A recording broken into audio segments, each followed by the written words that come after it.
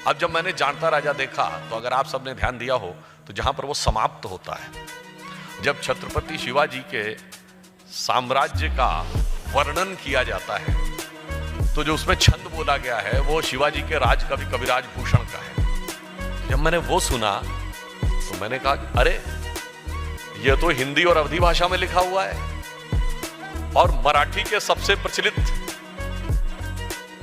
नाट्य में है। तो आप यहीं से देखिए, एकता के सूत्र ढूंढना चाहिए तो एकता के सूत्र दिखेंगे, पृथकता के सूत्र देखना चाहिए तो पृथकता के सूत्र दिखेंगे। पर अफसोस यह है कि आज भारत में उस प्रकार की शक्तियां अधिक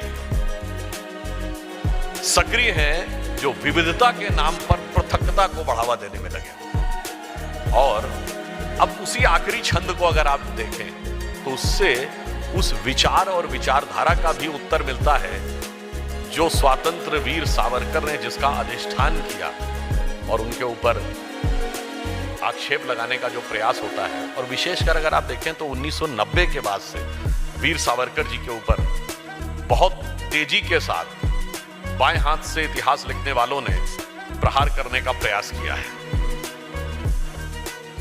क्योंकि उन्हें लगने लगा कि उस विचार की स्वीकार, तो कहते थे ये हिंदुत्व शब्द क्या है, कुछ नहीं, ये हिंदू नेशनलिज्म हिंदुत्व शब्द 100 साल पुराना है।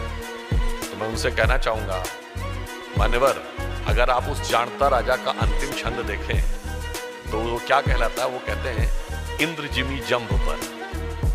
इसका अर्थ है इंद्र ने जो जिम्भासुर या वृत्तासुर को मारा, बाणव सुवंब पर, बड़वानल कहते हैं समुद्र की आग को, उसके ऊपर जैसे समुद्र है। रावण सदंब पर, अहंकारी रावण के ऊपर। रघुकुल राज है, भगवान राम का राज है। और शंभुरतिनाह पर, यानी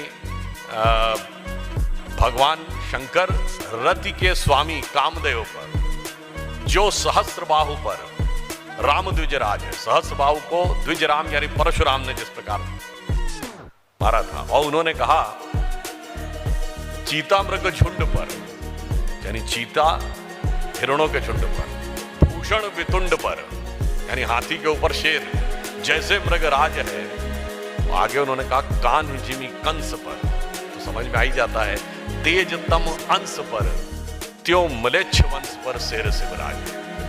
अब महत्वपूर्ण बात यह है कि तो आपने अर्थ समझा।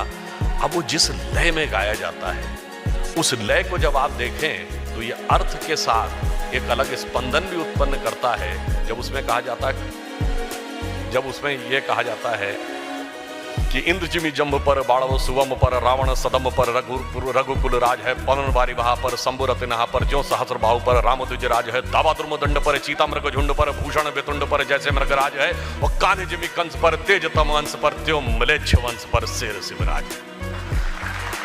अब ये बताइए, आजकल की युवा पीढ़ी को समझाया जाता है वो रिदम, रैप और ये नई नई चीजें देखिए।